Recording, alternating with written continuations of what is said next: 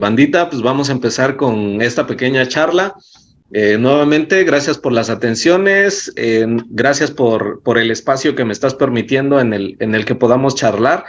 La verdad es que, pues, indistintamente de lo que hayamos charlado la ocasión anterior, pues vamos a platicar, yo espero que sobre cosas nuevas, sobre puntos que a lo mejor no hayamos tocado y pues enfocarnos de lleno en tu carrera, ¿no? Que más que nada esa es la intención. Entonces vamos a darle a este nuevo capítulo de Comunidad Mural. Bienvenido, Cristian. Y bueno, pues la pregunta con la que vamos a iniciar el día de hoy, pues sería más que nada que nos platicaras cómo te inspiraste o quién o qué artista fue tu inspiración para dedicarte a lo que haces actualmente. Porque yo he estado viendo que en redes sociales, por ejemplo, me comentabas la ocasión pasada que TikTok es una de las, creo que es tu principal red social en la que más andas publicando, y veo que estás trabajando mucho con el tema de cartonería y hay unas cuestiones por ahí que quisiera preguntarte, pero digo, bueno, o sea, también haces murales, pienso que también haces obras de caballete, entonces ahí la intención sería, ¿qué fue lo que te inspiró a ti para dedicarte al tema del arte? Hay hombres que luchan un día y son buenos. Hay otros que luchan un año y son mejores. Hay quienes luchan muchos años y son muy buenos, pero hay los que luchan toda la vida. Esos son los imprescindibles. Bertolt Brecht. Claro, realmente como tal, mi nombre es Cristian Ortiz Heleno, para los que no me conocen. Algunos me conocen como Heleno, Heleno Ilustra, o Heleno Illustration, o Arte Heleno, ¿no? Ok. Pero prácticamente actualmente estoy tomando ya el nombre de Heleno Ilustra. Realmente como tal, pues primero que nada fue mi tío, un tío que a partir de cuando yo era niño, esto surge a partir de la imitación. Yo llegué a ver sus dibujos y sus obras o pinturas que hacía en su cuarto, que obviamente tenían una connotación izquierdista, revolucionaria. En este caso, él admiraba mucho al Che Guevara. Y pues tenía en su habitación, en su cuarto, tenía una pintura del cerro el volcán, el Nevado de Toluca, y tenía ahí el Che Guevara, unas palomas, y tenía varios elementos que en ese momento no sabía como el contexto, pero a mí me gustaba. Y yo empecé a observar y a dibujar a partir de la imitación, o querer hacer cosas como él.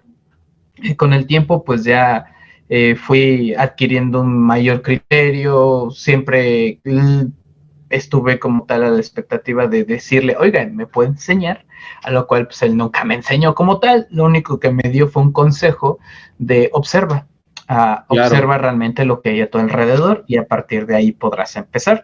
Y realmente como tal, pues yo empecé dibujando caricaturas, ¿no? El hecho de hacer Gokus, de hacer Spider-Mans y ver que me salían, y pues ya de ahí empecé. Después de ahí ya fui haciendo más como realismo, o sea, empezar a dibujar, tratar de dibujar o de imitar de alguna forma obras tanto de mi tío como como la realidad.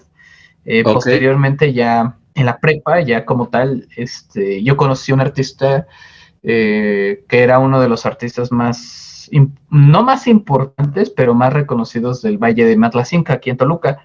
Se llama Carlos. Él ya tenía ese momento, estábamos estudiando la prepa, él ya tenía, creo que me parece, ya llevaba como 30 años. Yo, un niño de 15, 16 años todavía. Sí, sí. Él hacía obra muy, muy buena, muy hiperrealista, con cualquier tipo de material.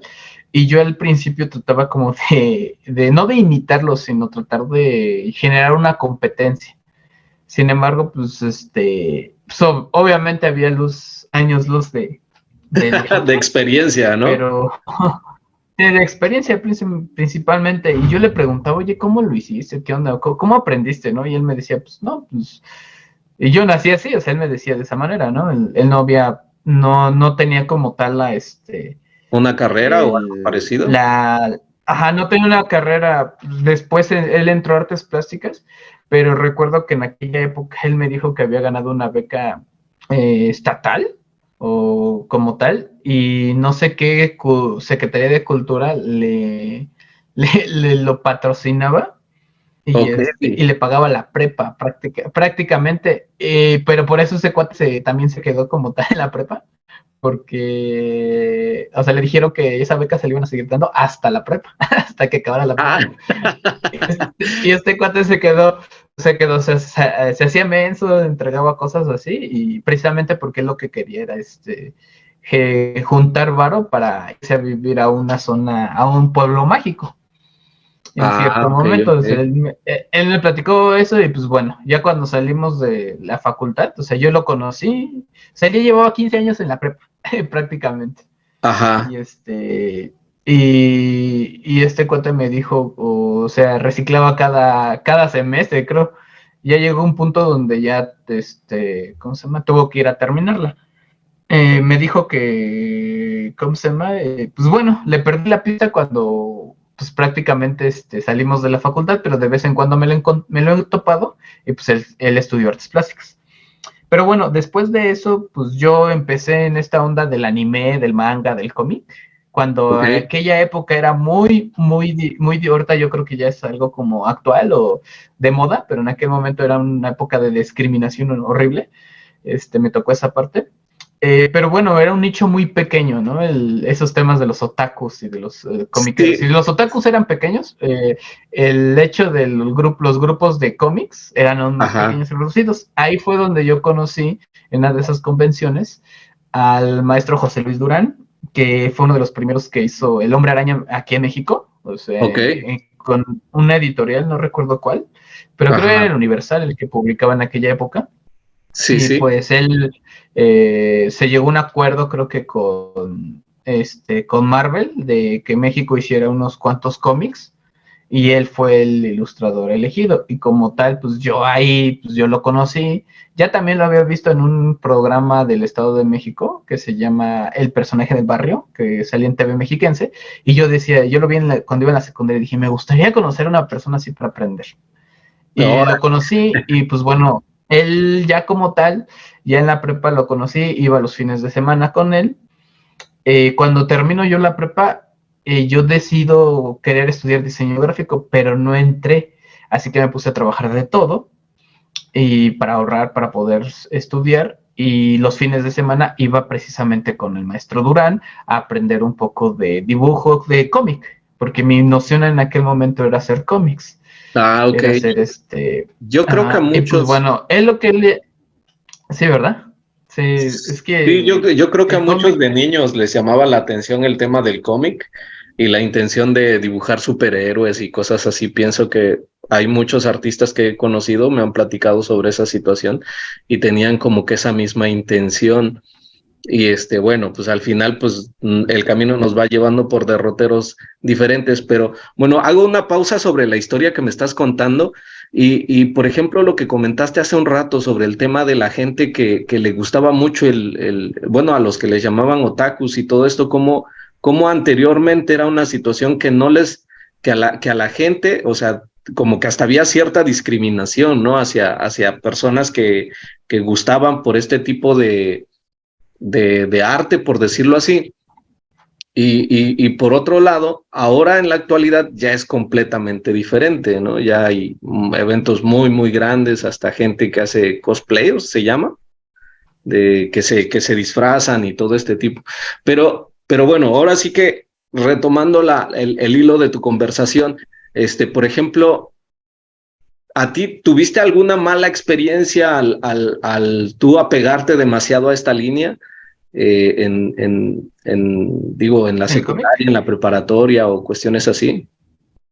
una mala experiencia. Créeme que no. Realmente siempre fui un rechazado social, porque Ok, como tal, sí, en ese sentido, siempre fui hasta cierto punto tímido, hasta cierto punto, pero extrovertido, ¿no? O sea, siempre me manejé en esas dos partes, o sea, sí me hablaba con las personas, pero sí trataba de enfocarme en la parte del dibujo. Siempre practicaba, o sea, el hecho era que siempre practicar y siempre tratar de mejorar, pero no tenía como tal una dirección, o sea, simplemente el hecho de dibujar por inercia, o sea, por la observación, por tratar de hacer eso, por una forma empírica, más allá de, ni siquiera conocía los libros o conceptos básicos para poder hacer bien un dibujo, simplemente lo hacía de forma empírica y de forma como normalmente los hacen los ilustradores o las personas que van iniciando dentro de este medio. Y así me pasé muchos años, tratando de aprender, de, ya sabes, ¿no? Encontrar el realismo, encontrar eso. Yo siempre, siempre tuve presente unas palabras que una vez mi papá me dijo. Un dibujante no se hace, nace. Así él me dijo, porque él también tenía un primo que dibujaba. Y él decía que nacías con esa super habilidad de dioses, ¿no? Y yo le dije, no es cierto, o sea, eso no es verdad. También se puede hacer, se puede forjar. O sea, yo me aferré a esa idea y por eso empecé a practicar día y noche, tratando de poder encontrar de alguna forma ese realismo que yo veía que hacían los demás. En este caso, mi tío primero, después mi compañero Carlos. Así, y pues bueno, el rechazo social que existió, pues bueno, sí, desde muy niño, casi como me dedicaba mucho a esto del dibujo, o era muy tímido, no salía a jugar o no compartía mucho tiempo con los demás niños, a lo cual pues casi no me juntaba. Y cuando me empecé a juntar con los demás, yo me di cuenta que, ¿cómo se llama? Una situación social empezaba a suceder. Cuando uno es niño, acá a lo mejor sucede en varias comunidades. Yo soy de San Mateo Tlaxchilpan, a 9 de Juárez, mejor conocido como Tierra Colorada o Mbajoma, en Mazahua. Prácticamente se empiezan a reunir, juegan canicas, juegan las escondidas, tazos o fútbol. Siendo el fútbol el paso a la secundaria, por así decirlo. Y ahí es donde me doy cuenta que los niños empezaban a juntar con los chavos grandes. Y estos chavos grandes pues ya traían como unos vicios, en este caso como el alcohol o como otras ondas. Okay. Y eso ya no me gustó. O sea, yo cuando empecé a juntarme con los demás, empezaba a salir, me hablaba chido con todos, salíamos a jugar y jugábamos fútbol, pero llegó un momento donde empezaba a ver que se empezaban a integrar con estos chavos más grandes y por convivir, porque no era porque te gustara, se iban hacia estos vicios que, pues bueno, a mí no me gustaban en ese momento. Y decía, es que yo no quiero eso, yo no me gusta, y decidí no integrarme como tal. Y pues bueno, fui de alguna forma socialmente en mi comunidad juvenil, fui rechazado. Y incluso como no me juntaba casi con nadie, se llegó a pensar que yo era homosexual, que estaba loquito, y como yo jugaba solo, bueno, no tiene nada que ver con eso de la homosexualidad, sino más bien, como estaba solo, o no me veían ya cuando entras a la secundaria, como buscan que tengas novia o cosas así, yo siempre estaba solo dibujando y haciendo actividades, no había como tal pues no había ese interés de por medio, y es como, pues bueno, de alguna forma recibí bullying, pero nunca ¿cómo se llama? Nunca me importó, o sea, decirlo, o sea, nunca fue físico primero, o sea, el bullying era más como de espaldas, ¿no? Decían cosas de mí o se hacían cosas de mí, pero nunca hicieron físico nada, simple y sencillamente se decían, pero yo tampoco me enteré hasta recientemente, que llegué a platicar con gente de mi generación cuando decía, oye, creíamos que eras así, oye, creíamos que, ¿qué onda? Y esa situación social que está presente desde muy jóvenes,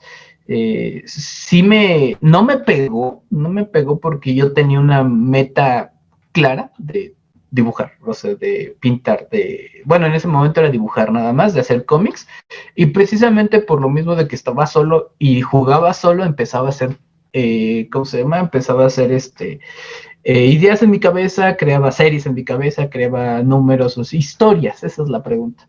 Okay. Recuerdo mucho que caminaba alrededor de un jardín de la casa que teníamos antes y daba vueltas todo el día caminando y hablando yo solo. Y así desde muy chiquito hasta más o menos en la secundaria todavía llegué a hacer eso. Y ya cuando entré a la prepa y decidí hacer cómics fue precisamente por eso, porque yo quería contar historias, yo quería contar esas historias que tenía en mi cabeza, quería compartirlas, pero ahí había otro problema, porque estaban aquí, pero no estaban escritas, así que empezaba a escribirlas, empecé a buscar este tema con el maestro Durán, y pues bueno, te digo, de esa fue la forma empírica, pues ya el maestro Durán de alguna forma ya me empezó a enseñar las bases anatómicas, de perspectiva, forma, punto y línea, para poder, de alguna manera, situar toda esa práctica que él en algún momento me dijo, es que tú ya tienes unos cimientos muy sólidos, se nota que has practicado mucho. El problema es que no tienes una dirección y necesitas conocer la teoría básica para empezar a situar todo eso que ya, ese conocimiento que ya estás empezando a dominar, o sea, ya tienes una línea firme, ahora es cuestión de pulirlo, o sea, necesitas pulir tus habilidades. Y pues prácticamente eso fue... Llegaste, digamos, después de todas las clases que a lo mejor asististe con el profesor Durán, ¿llegaste a concretar alguna de las ideas que tú tenías pensadas, por ejemplo, de estas historias que imaginaste? ¿Llegaste a concretar alguna y decir, generé a lo mejor tal personaje, a lo mejor nunca lo publicaste, o a lo mejor, no sé, muchas otras cuestiones, pero sí llegaste a concretar varias de tus ideas? Sí, efectivamente llegué a concretizar por lo menos de 3 historias básicas, las llegué a hacer en cómic. O sea, tengo ahí los machotes, o bueno, tengo ahí los bocetos, o los cuadros, los planos.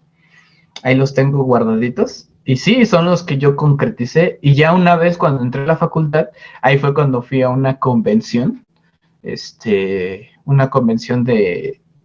la Mole, allá en la Ciudad de México. Y es de cómics, ¿no? También son de manga y anime, pero es más de cómics. Y fueron muchos ilustradores, también fueron muchos historietistas y gente de la industria, ¿no? Y dije, los llevé y se los mostré. Y pues me dijeron, bueno, vas muy bien, pero estás mal en esto, ¿no? Vas muy chido en esto, pero te falta esto. Y fue así como que, wow, al principio, ya sabes, ¿no? A lo mejor como tú tienes un sueño, una esperanza, unas ganas de hacer las cosas, no te imaginas cómo son o cómo puede ser la industria. Y ya me hablaron, y incluso me hablaron de forma bonita, por así decirlo, ¿no? Me dijeron, oye, está chido, vas bien, pero te hace falta esto, te hace falta el otro. O sea, porque decir, y eran personas que, no manches, que ya después los investigué, porque dije, no, sí son gente ya con recorrido grande. Y fuertes y poderosos. Y incluso eran eran mexicanos, pero trabajaban para Marvel en Estados Unidos, ¿no? Ok, ya estaban pesados, ¿no? Como tal... No, sí, ya era como chido. Recuerdo que hablé con un editor, y un editor sí me dijo algo muy interesante. Él decía que mi historia tenía como ciertos matices de manga. Es decir, que ya estaba como transculturalizado, o de alguna forma ya estaba como invadido de esta cultura nipona. Okay. En ese sentido lo entiendo, porque también el nicho del cómic es muy receloso en el sentido de, ahorita ya no, ahorita ya hay diferentes estilos, formas y todo, pero en aquella época todavía el cómic como tal se respetaba o se dividía. ¿Sabes qué? Define manga, define cómic, y define historieta, o define bande dessinée, o fumeto, o define ilustración, ¿no? O sea, una cosa con cada cual, y debes de mantener un estilo. Eso era muy arraigado en aquella época. Ahorita ya no, ahorita porque ya han salido nuevas tendencias o nuevos creadores o así, pues ya eso ya les vale cheto, ¿no? Pero en aquella época era muy mal visto que combinaras el cómic y el manga, si como tal, ¿no? O sea, porque también se volvió una institución el hecho de hacer o si haces cómic, si haces manga.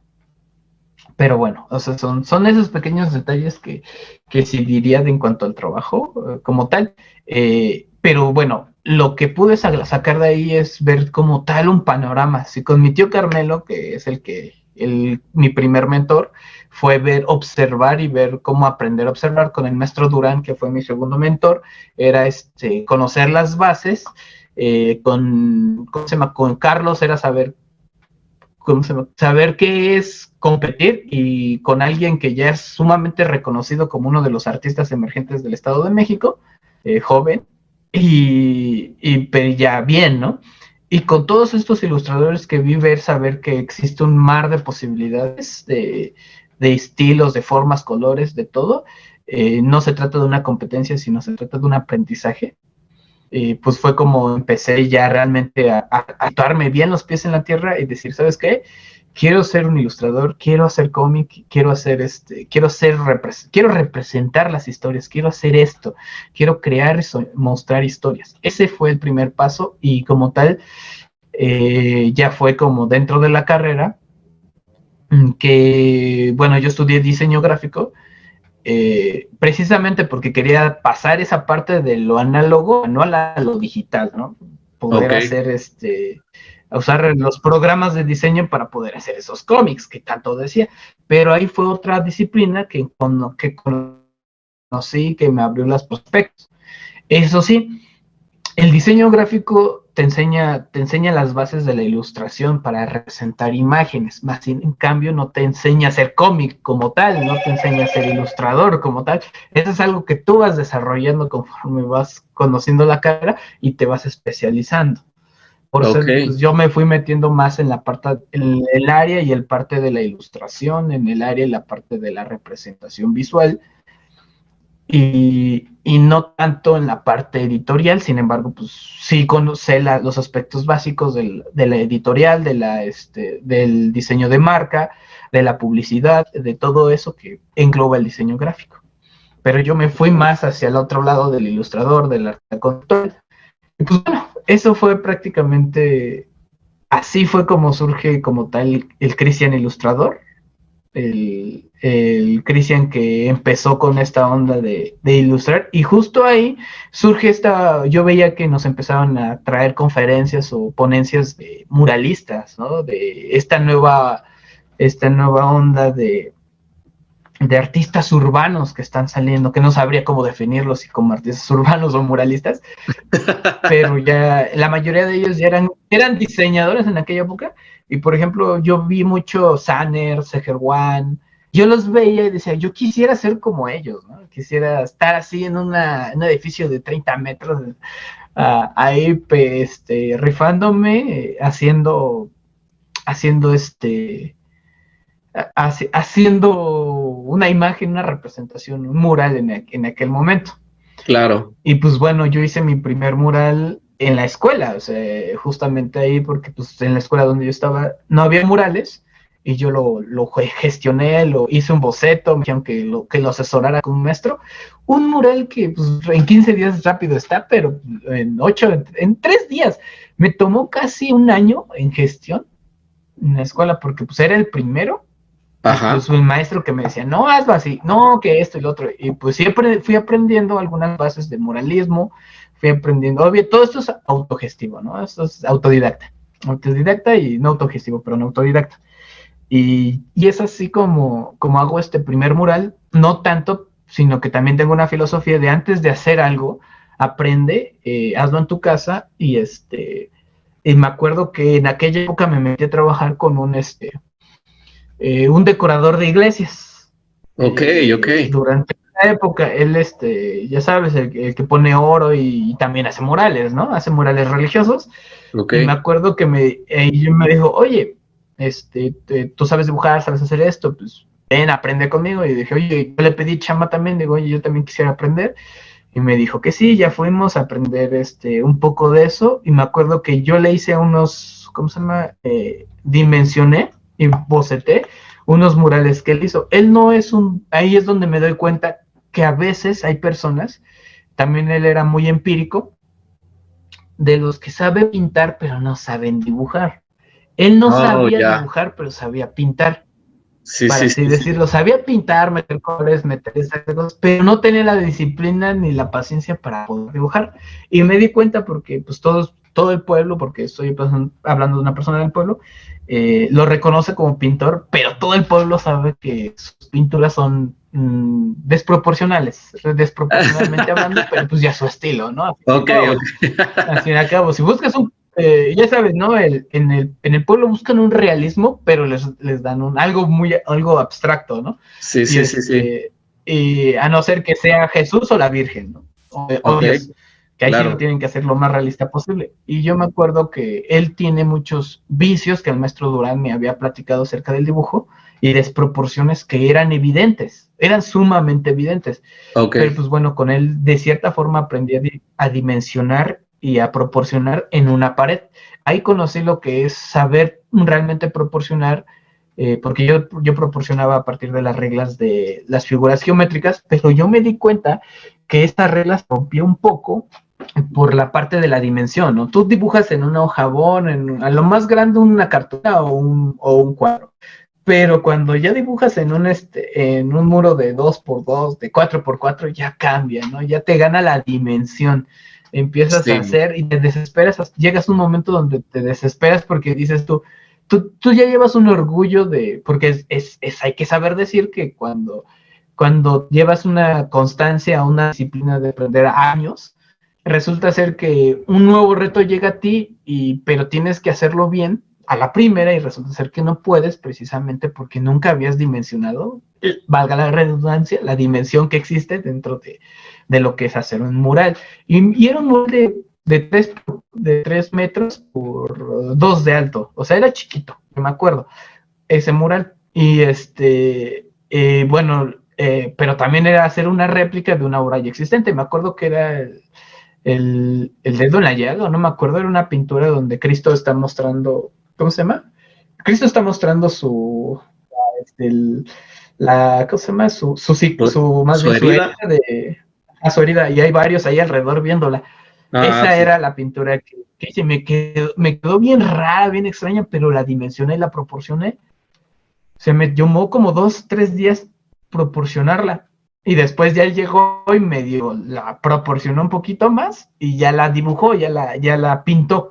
Y ahí fue donde me di cuenta de que es muy distinto cuando alguien lo sabe bocetar a saber pintar, porque después yo vi que, o sea, vi sus pinturas, las otras que tenía ahí dentro de la iglesia, estaban Ajá. estaban estaban desproporcionadas, y vi las que yo le proporcioné, porque las Ajá. pintó, y se veían bien, incluso él me decía, es que tú dibujas como tal maestro, tú dibujas como tal maestro, y yo, pues sí, ¿no? Así decía, y él me decía, no, pero es que, y ya después, ya con el tiempo entendí porque vi mucho de sus pinturas, de sus imágenes que él hacía, y me di cuenta de eso, me di cuenta que realmente como tal, él sabía pintar, él sabía hacer, era hasta cierto punto paisajista, pero Ah, no ok. sabía proporcionar, no sabía dimensionar, no sabía ¿cómo se llama? Sabía meter colores, no sabía de anatomía humana, o sea, y es normal cuando uno lo hace empíricamente, es entendible, pero sí me di Sí. cuenta, y él nunca le gustó dibujar, y en algún momento el maestro Durán me llegó a comentar que el dibujo hay que primero saber dibujar para después pintar, y hay quienes se saltan todo el proceso, pero pues ya con el tiempo pues ya van aprendiendo. Sin embargo, Van, eso me van ayudó para mejorando, hacer ¿no? ese primer mural. Exactamente, ese primer mural en la escuela ya lo pude dimensionar, y me acuerdo que la escuela todavía lo cuadriculé, y digo, pues bueno, voy a hacerlo así porque ya sé que la dimensionalidad no me ayuda, y así empecé como tal a dimensionar o entender esta parte del boceto, la dimensionalidad y después el color. O sea, ya empecé como a generar unos pasos a seguir para poder llevar a cabo un mural o llevar a cabo una proporción.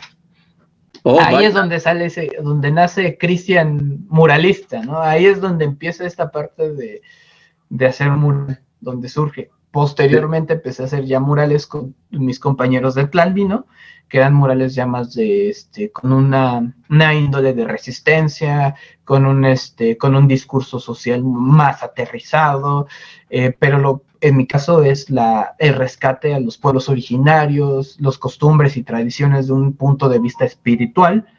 Y pues bueno, después de eso, pues ya viene esta parte del Christian, que artista conceptual o concept art, diseño de personajes para videojuegos, porque bueno, yo durante todo este proceso de hacer, yo siempre diseñaba personajes, Y pues en una ocasión me llegó una convocatoria para trabajar en una agencia de videojuegos móviles y postulé y quedé.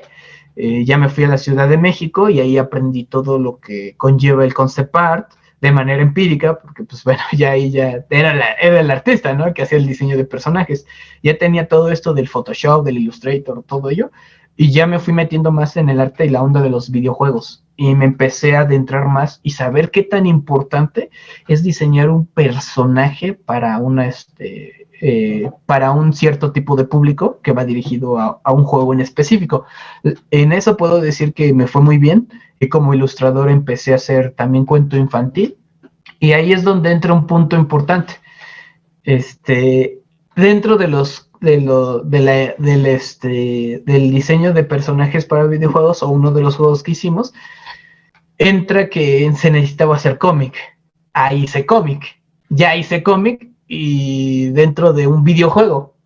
Ok. Como tal, y dije, bueno, pues ya supe que era hacer cómics desde mi autoría y todo eso, y pues los personajes yo los diseñé, yo los creé, las historias pues los hicieron mis compañeros, pero pues los cómics yo los creé, y fue como mi primer entrada a un cómic. El cuento o cómic infantil que hice tiene que ver con la cultura de mi comunidad y con todo el discurso social que conlleva ser un cómic cultural, o la finalidad que se busca. Ya se empezó como a unificar todo esto. Así es como nace todo esto, y ya tenemos otra parte. Dime. Volviendo un poquito al tema, por ejemplo, cuando estabas en la facultad y empezaste con los murales, en ese momento tú ya tenías así como la intención de encaminarte también a trabajar más murales, o para ti en ese momento solamente fue como un experimento momentáneo. Fue un reto primero, porque siempre dibujaba en blog y buscaba mejorar de alguna forma. Tenía esas ganas de hacer cosas más, y al principio fue un reto. Realmente como tal, mi razón de ser como profesionista y como humano, es dignificar, resaltar, enaltecer, de alguna forma preservar la identidad cultural de mi comunidad y de otras comunidades que así lo requieran, que no tengan como tal un artista o alguien, un agente cultural que pueda hacer eso. Y yo me di cuenta precisamente de ello porque mi comunidad es una comunidad madre, Mazahua Otomi. Lamentablemente en mi comunidad no hay como tal cronistas, o no los subo hasta apenas ahorita. Estas generaciones nuevas están surgiendo. Yo puedo decir que soy el segundo artista de mi comunidad, que va saliendo, que empieza ya a formar o a hacer conceptos. Mi pueblo, pues como tal, tuvo una desindianización completa en costumbres y tradiciones, y han perdido como tal la identidad que los hace, la cabeza. ¿Por qué? Porque el cuerpo ahí está, los costumbres y las tradiciones ahí están, ahí se hacen. Lamentablemente no saben el razón de ser. Ya se murieron los viejitos que sabían las costumbres y tradiciones puras, y solamente están aquellos que les preguntaron y lo vivieron. Y pues estamos viviendo una etapa de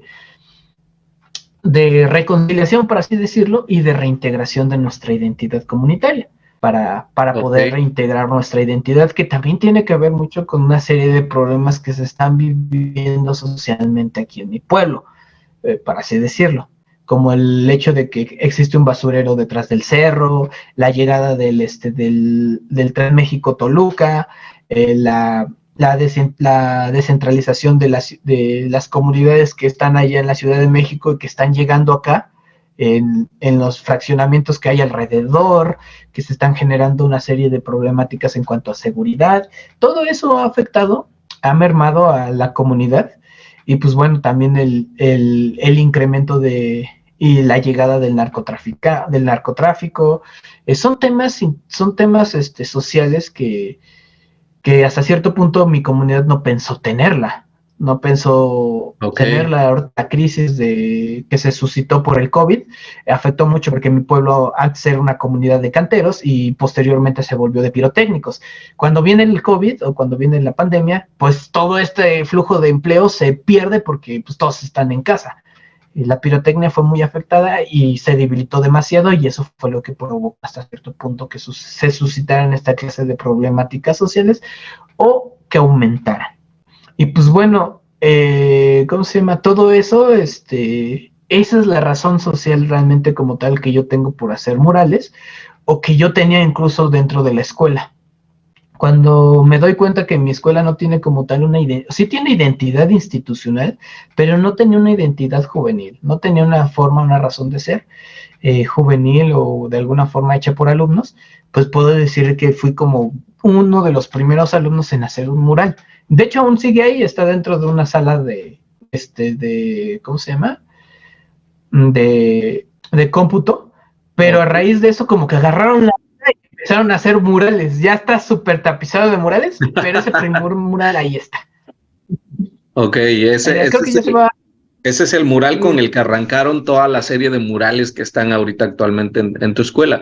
Y de alguna manera, por ejemplo, en tu escuela, esto o el tema de los murales, o sea, tú estudiaste, me comentas que diseño gráfico, ¿no? Por ejemplo, ¿de qué manera ha influido el ahora, o has platicado, no sé si hayas platicado o no con algunos profesores o compañeros, de qué manera ha influido ahora el tema de los murales para, no sé, para la nueva educación, podríamos decirlo así? Si ahora en la escuela donde tú empezaste con un mural, si ahora no sé si los mismos profesores ahora como que también encaminen a los estudiantes hacia esa dirección, o simplemente lo vean como parte de artistas que vienen de manera ajena, o como una experimentación social con los mismos alumnos, o no sé, ¿tú cómo lo percibes, por ejemplo, esa parte en tu escuela? Ok. En el mundo del diseño como tal, es solamente un medio más para representar mensaje, ya sea si este mensaje como tal va dentro de un cierto, de una campaña publicitaria, va dentro de una muestra de información infográfica, va dentro de una razón de ser en este sentido.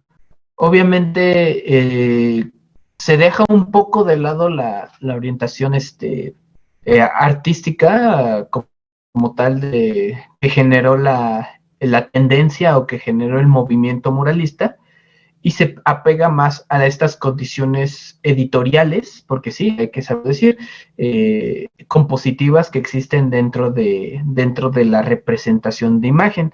La mayoría ¿cómo se llama?, de este tipo de arte está muy influenciado del tipo de diseño que existe editorialmente hablando, ya sea en cuento infantil, diseño de, ¿cómo se llama?, cómic, libros, y influenciado por también la cultura ya sea popular o la cultura actual. El diseño sí tiene que ver mucho con ciertas influencias o influencias como puede ser el caso del diseño europeo, como tal, que es más limpio, más ordenado, más que tiene que ver ya con estas ondas del Bauhaus, del minimalismo, con estas tendencias.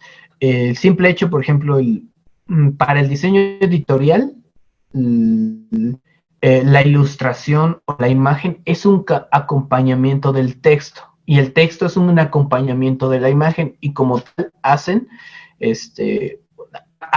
envía la información al receptor de manera correcta y ordenada. Esa es la función principal de una imagen dentro de un editorial. Toma esas bases hacia hacer dentro del muralismo, Okay. o dentro del arte urbano, que es prácticamente en las calles, y es enviar ese tipo de mensaje. Por eso a veces también es interesante ver cómo va evolucionando y cómo se va integrando el concepto de muralismo, que en su momento era como comunicar un mensaje el mensaje del muralismo me parece que en sus épocas, en sus primeros años de de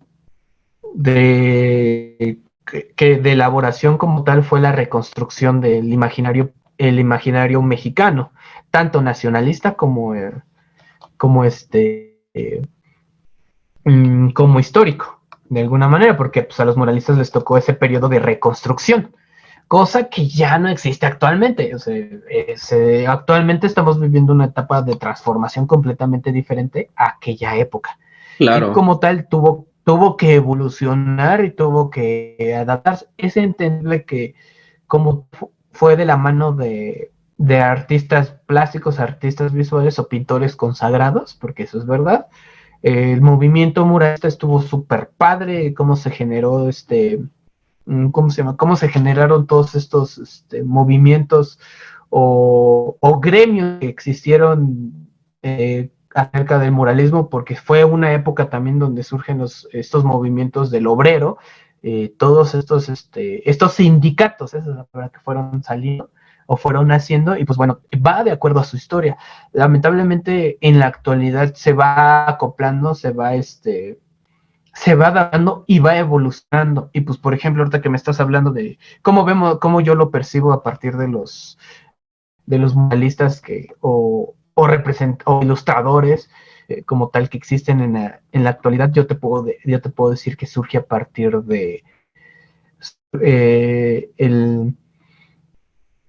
hay una evolución o un claro entendimiento a los conceptos básicos editoriales, a los conceptos básicos del diseño de representación de imagen. Y pues bueno, también dentro de eso entran los vicios de un diseñador. Entonces, diseñador, ¿a qué me refiero con esto? Y eso creo que va de la mano también con el hecho o el discurso que tienen algunos artistas o algunos diseñadores o algunos muralistas, de volver su persona parte de una marca o parte de una imagen, y donde ya tiene más peso el nombre o el personaje que crean todos estos, ¿cómo se llama? Todos sus compañeros, colegas, que el mismo mural que a veces conlleva, ¿no?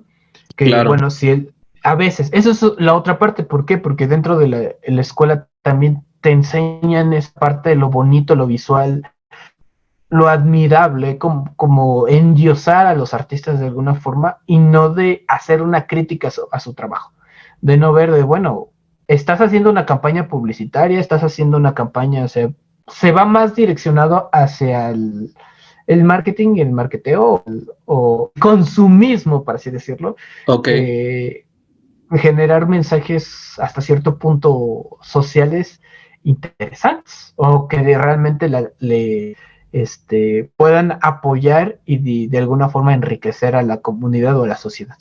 Bueno, eso hay un detalle ahí muy grande, por ejemplo, entre la gente que se dedica al tema del mural, y lo digo incluso yo porque, por ejemplo, dependiendo a lo mejor de quién hace un encargo sobre algún trabajo, a lo mejor terminas pintando algo en alguna pared que simplemente es decorativo, que obviamente pues no tiene un mensaje, sino más que nada algo que va a servir para decorar. Y hay una gran diferencia a otro de los murales, por ejemplo, que he realizado en los que trabajas ya un tema específico. Hay un mural que hice hace unas cuantas semanas que tienen que ver con alfareros, donde tratas como de rescatar esa situación en la que se encuentran, sobre el valor que tiene el trabajo que están haciendo, ese tipo de cosas. No son, obviamente yo entiendo y son dos puntos bien diferentes, pero hay algo que ocurre en mucha gente que se está dedicando a todo esto, que dicen, bueno, pues yo realmente no tanto es porque haya un mensaje, sino porque se vea bonito, ¿no?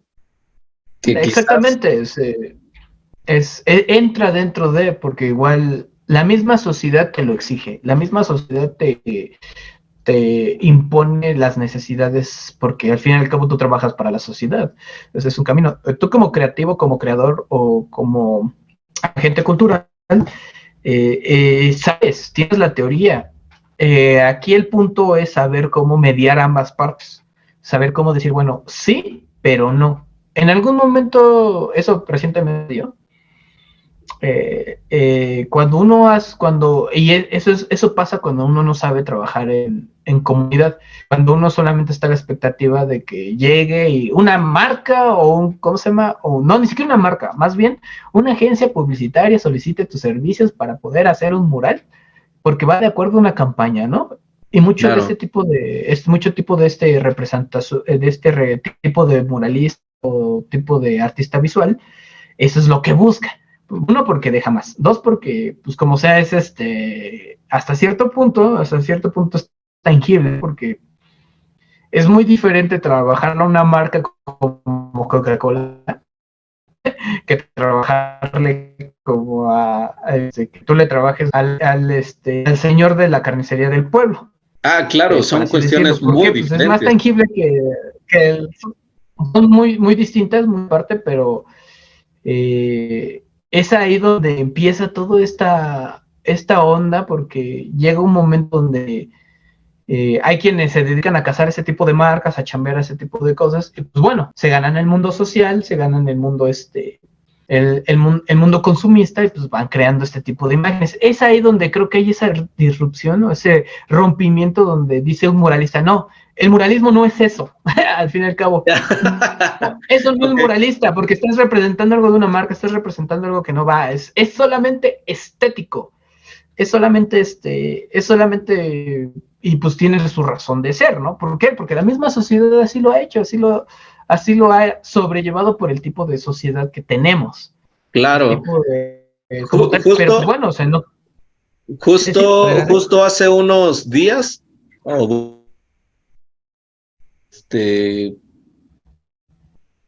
justo hace algunos momentos, acabo de ver una imagen en la que se publicaba un trabajo que hizo, por ejemplo, este artista urbano que se llama Duek, en el que, por ejemplo, representa a una chica que más que nada estaba enfocado a una marca precisamente que tenía que ver con Adidas, me parece.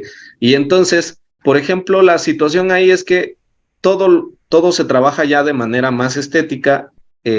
No sé, realmente a veces a mí me causa ruido porque de repente uno tiende a ser a veces un poco cuadrado, pero yo me pregunto, o en lo personal te preguntaría a ti, ¿tú cómo vas encaminando esta situación? O sea, entre la situación social que de repente uno observa y la situación a lo mejor de generar un producto que también llame, porque al final como artistas pues nosotros tenemos que buscar un camino del cual vivir, ¿no? Entonces, mientras más estético sea tu trabajo, pues obviamente más llamativo es y también más gente, digamos, te conoce y quiere a lo mejor algún trabajo tuyo, ¿no? Entonces, ¿tú cómo vas manejando esa situación entre el tema social y el tema estético que se tiene que reflejar en tus proyectos? Hay que tener una mentalidad crítica, hay que tener una mentalidad autocrítica, saber diferenciar la una y la otra, saber tomar las virtudes de cada una, lo mejor de cada una, y apostar, mezclarlo y apostarlo en lo mejor, o sea, tratar de llevarlo, ¿cómo se llama? Hacerlo mejor en ambas partes, para así decirlo. Yo no estoy peleado con el movimiento muralista, ni tampoco con esta forma de hacer es que ni siquiera hacer ¿cómo se llama? Hacer estos murales comerciales, para así decirlo, o ilustraciones de gran formato, o paredismo. Es que hay tantos conceptos que ya han diversificado, les han dicho. O sea, no tengo ningún problema en ninguno de ellos, simple y sencillamente es tomar lo mejor de todo y ver cómo te puede funcionar, cómo te puede apoyar, porque realmente como tal es como lo que te digo, ¿no? El libro La Lucha surge de manera editorial, porque salió porque toma lo mejor de la Biblia, por así decirlo. El libro de Mi Lucha, ¿no? El libro que publicó Hitler, por así decirlo. O sea, al fin y al cabo son dos libros, pero toman lo mejor de uno del otro, y pues va, por así decirlo. ¿Por qué? Porque era mandar un mensaje, al fin y al cabo, y es exactamente una situación en este caso es saber tomar lo mejor de cada una de las partes y saberla diferenciar en el momento, saber entender el concepto, saber decir, bueno, cuando tú haces una imagen, una representación para una marca, tú lo haces de esta manera. También hay que tomar en cuenta que no se trata de venderte, por eso tú también tienes como artista, como creador, tienes tu discurso visual y tu discurso social, como dijiste, y también te hay que comer al fin y al cabo, pero si tienes muy bien, si tienes muy bien presente tus bases, tus objetivos, tus convicciones, tus valores, no creo que esto afecte en lo más mínimo. Al contrario, un punto de partida tanto a tu trabajo como al resto de tus trabajos que están en las comunidades, de alguna forma. A lo mejor no es el mismo valoramiento más allá de valorar de manera subjetiva, hacer recordar por completo lo que es la razón de ser tanto del muralismo, el que es la preservación de nuestra historia, de alguna manera, como así decirlo, que en su momento fueron para instituciones, ¿no? Porque al fin y al cabo ellos eran los que lo pagaban. Claro. Los más cómodos actualmente, pues tú no vas a ponerte a pintar en una fachada de un local del pueblo, ¿cómo se llama? Con pintas o con ciertos pigmentos que sabes que hasta que son caros o de alguna forma tienen un proceso muchísimo mayor de búsqueda que hacerlo, ¿cómo se llama? Que hacerlo con pintura comercial. También hay que entenderlo, hay que saber diferenciarlo, hay que saber decir cuándo sí, cuándo no. En ese sentido, lamentablemente la mayoría realmente como tal, vivimos en una sociedad de inmediatez, para así decirlo. Donde toda esta clase de valoración, de criterio, se queda a un lado por la inmediatez. ¿Por qué? Porque buscamos hacer las cosas rápido, lo más rápido, que se queda atrás el concepto, que se queda atrás la razón de ser, que se queda atrás ¿cómo se llama? Se queda atrás todo, porque al fin y al cabo nos volvemos una especie de fábrica productiva de imágenes. Incluso en los mismos muralistas se ha dicho, se valora más la velocidad, se valora más el realismo, se valora más la idea loca que uno tenga, y inclusive cuánto más rápido lo hagas, o bueno, cuánto más rápido en dónde estás, o sea, dentro del grupo actual, y es normal. ¿Por qué? Porque al fin y al cabo somos el resultado de una serie de factores que ha llevado la misma sociedad en la actualidad a que seamos así. Eso está cambiando, eso sí es un hecho y lo puedo decir, está cambiando, porque al fin y al cabo, pues, la misma sociedad tiende a valorar la inmediatez, tiende a valorarlo y lo encapsula en un producto pasajero, en un producto, y lo mismo lo hemos visto con, o sea, para todos lo más importante es el día de la foto, el día de la inauguración, pero pues mientras tanto nos dejan parados, ¿no? Nos dejan parados en ahí está el material, y yo como incluso dentro de las mismas instituciones tienen ese discurso extraño, raro, de yo como institución vengo a ustedes jóvenes a darles ¿cómo se llama? A sacarlos de los vicios de las drogas y que hagan ¿cómo se llama? Ese graffiti y lo conviertan en una expresión visual para la sociedad que sea aceptada por todos.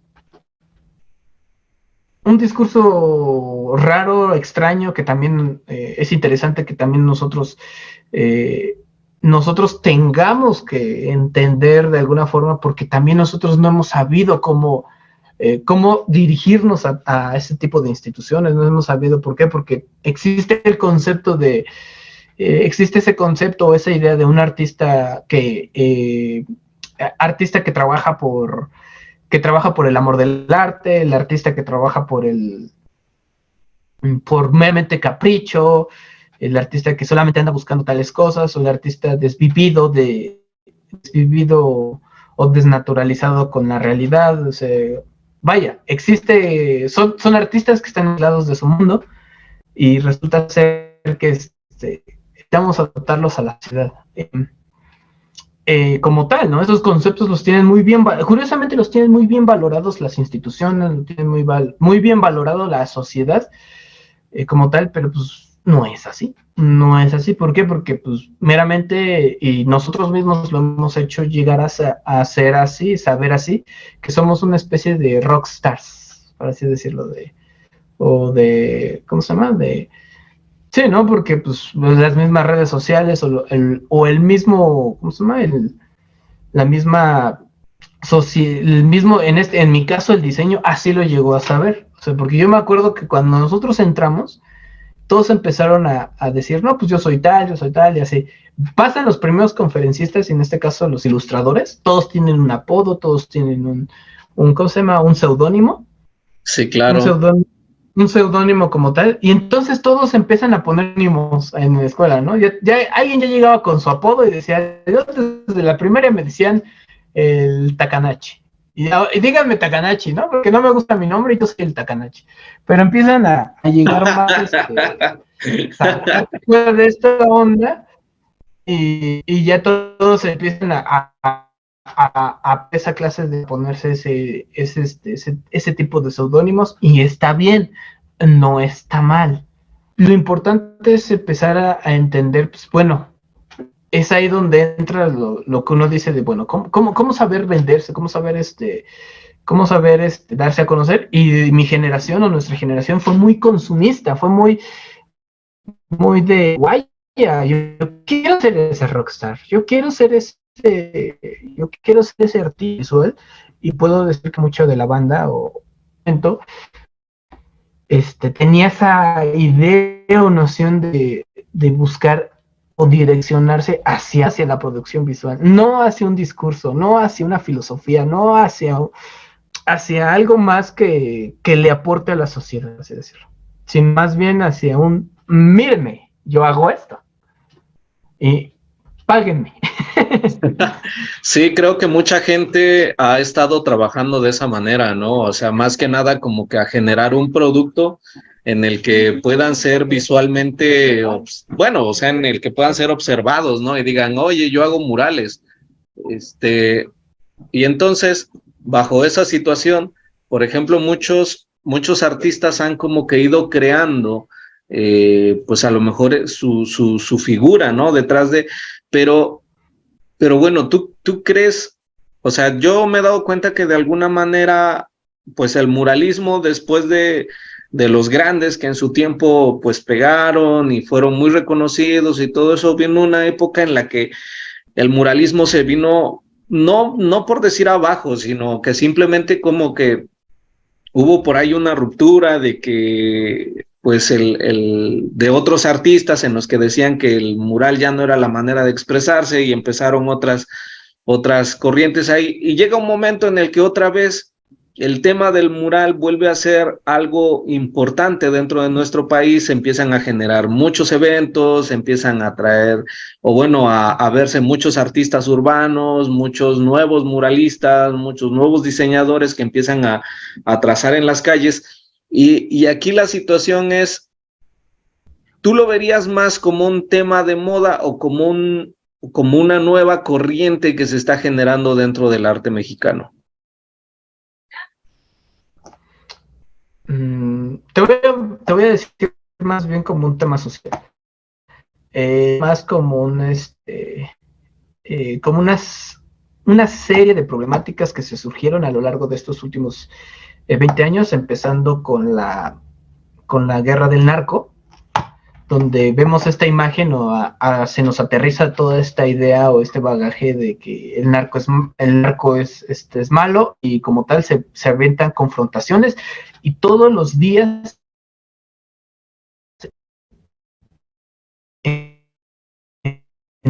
México veíamos o siendo carros bomba, vemos mucho este tipo tan evidentes tanto para México como para el mundo.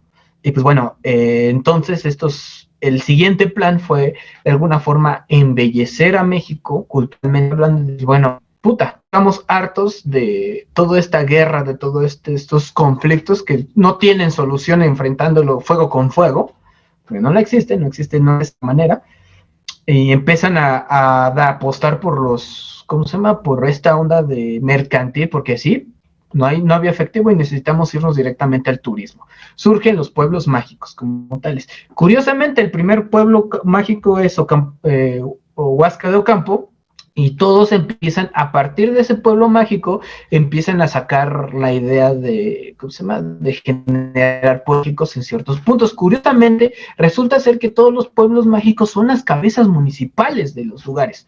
Realmente, y te das cuenta que ellos como tales empiezan a hacer porque Huasca de Ocampo como tal surge a partir de una serie de acontecimientos de lo que es homogeneizar un pueblo como tal, homogeneizar la intención o el discurso de un pueblo. Ese es el machote que sucede en los distintos pueblos mágicos, donde va a ver qué es lo que los pueblitos alrededor de las casas municipales tienen de cultura.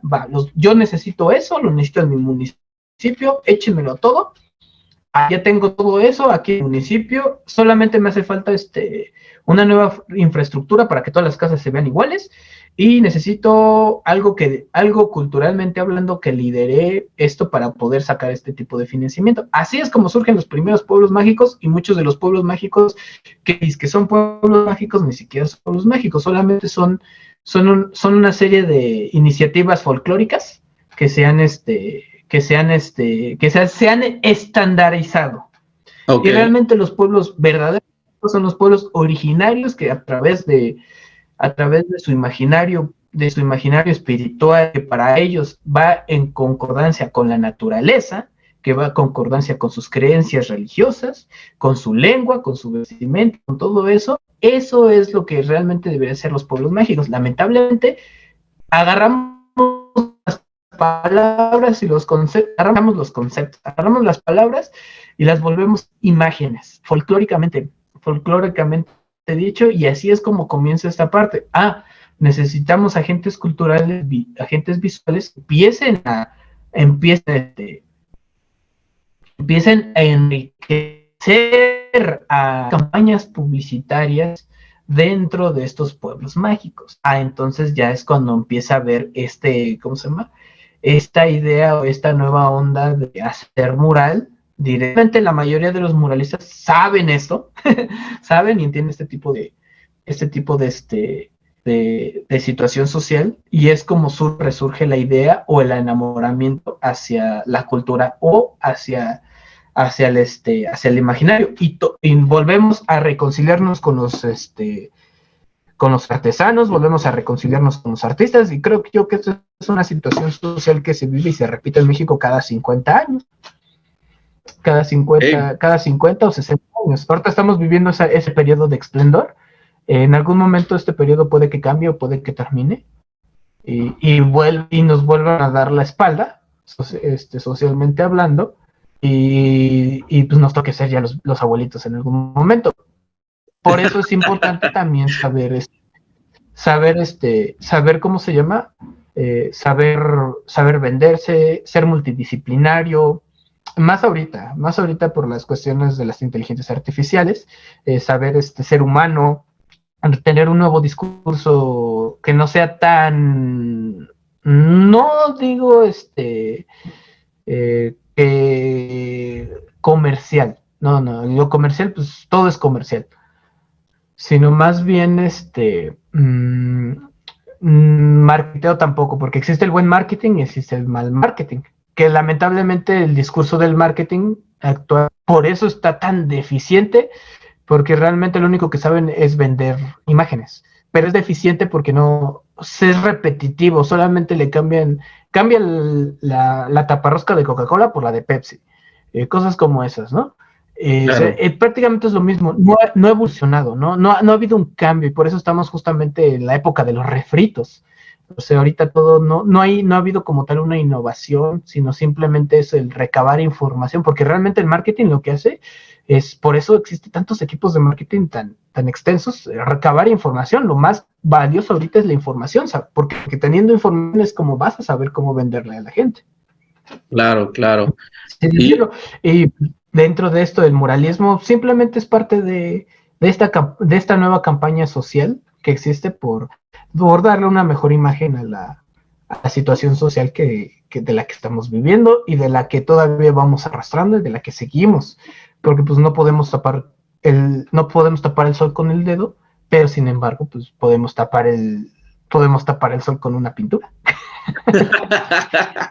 Claro, ¿no? Lo que conversábamos, no sé si lo estábamos platicando la ocasión pasada del ejemplo que ocurrió en Pachuca, ¿no? Sobre este megamural que hicieron en una colonia.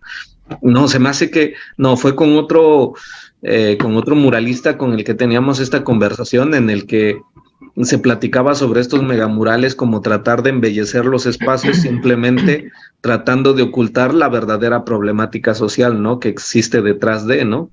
Entonces, pues espero que no todo lo que se esté generando de esa manera, ¿no? Esperemos que las... Obviamente no. No todo. No generalizo, creo que no.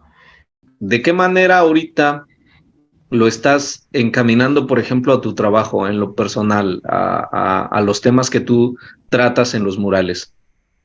Ok. Yo ya decidí tener una convicción y trabajar bajo esta convicción, que es que a través de mi pincelada pueda hacer la unión del cielo y la tierra. A partir de esa idea, ya empiezo a buscar como los elementos sencillos, los elementos espirituales.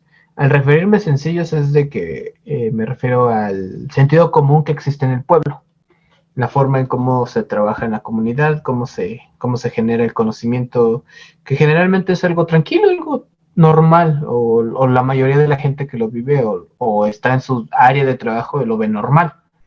Por ejemplo, recientemente platicando ya en Oaxaca, en la comunidad triqui de San Andrés Huichochitlán. Ok. San Andrés Huichochitlán, no, perdón, se me fue la onda. ¿Cómo se llama? ¿De la comunidad triqui?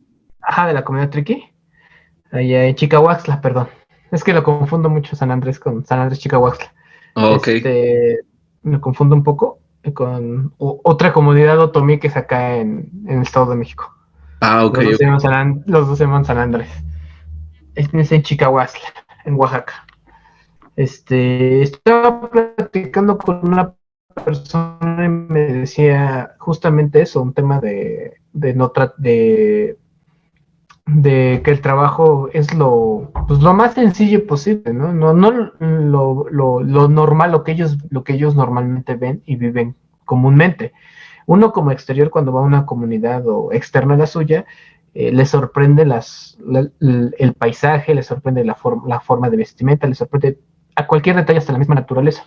Que ellos lo ven muy común o muy normal porque lo viven todos los días, y uno externa lo ve diferente.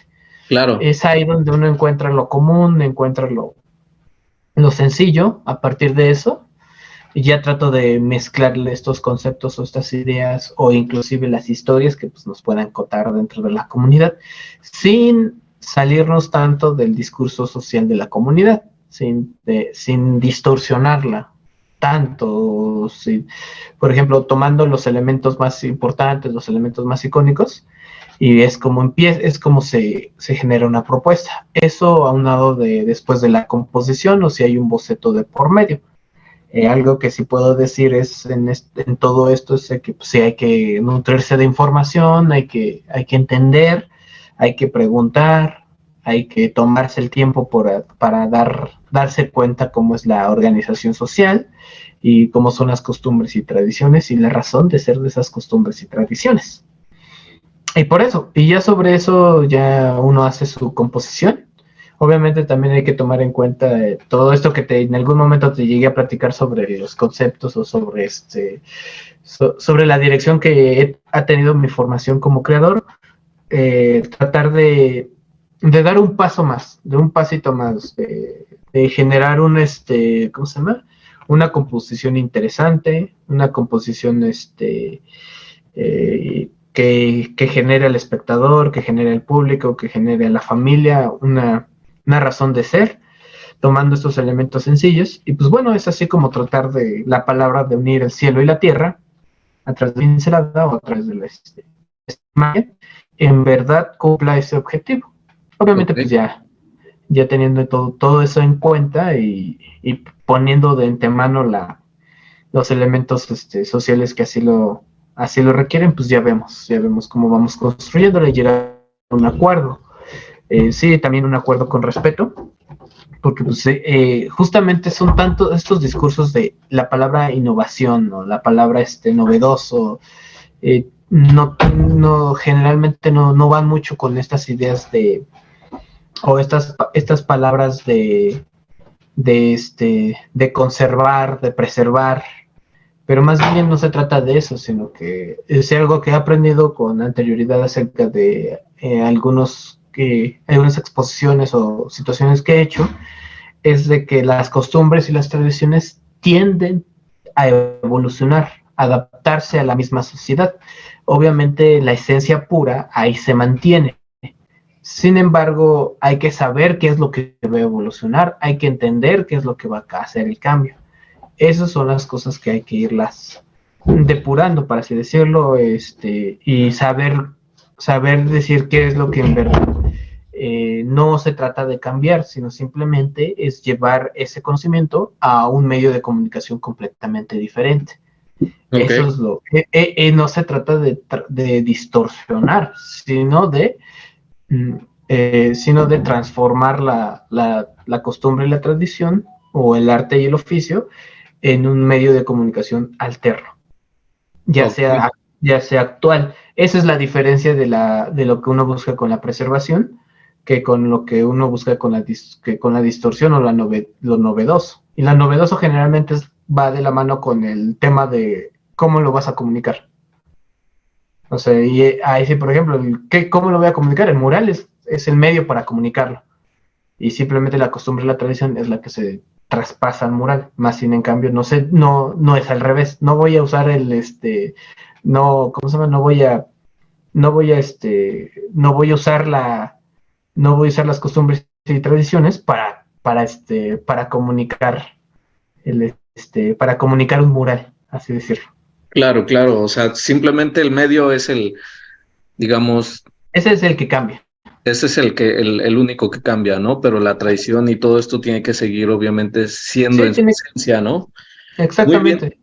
Y he visto, bueno, por ejemplo, dentro de todos los trabajos que últimamente has estado publicando en tu cuenta de TikTok, este, veo que trabajas mucho el tema de cartonería, le estás dando ahí un giro, muy interesante porque veo que, por ejemplo, empiezas a dejar ver la estructura de, de lo que es la cartonería. O sea, por ejemplo, no cubres ahorita toda la parte de los carrizos, ¿no? Que ocupas o esta estructura base. ¿Cuál es el enfoque que le estás dando a todo este proyecto que tienes ahí y cómo se genera? Ok. Es el proyecto que estoy ahorita es Latidos de Cartón. Es un proyecto apadrinado actualmente por el FONCA. Ok, Bueno, me está ok, financiando soy becario del Jóvenes Creadores en este órale, momento. Y pues bueno, ¿qué te puedo decir? Realmente como tal es volver a regresar a la historia, ¿no? Primero, como tal, pues la cartonería me la enseñó mi tío Carmelo, el que hacía pinturas o dibujaba. Este personaje como tal, este personaje mentor, para así decirlo, no me enseña, me dice, porque él enseñaba como anteriormente de forma empírica. Él nadie le enseñó, él aprendió de forma empírica, porque bueno, mi comunidad es una comunidad pirotécnica y aquí tenemos para así decirlo, las herramientas para hacer cartonería tradicional. Sin embargo, como él nadie le enseñó de manera institucional o una escuela de artesanos. Ok.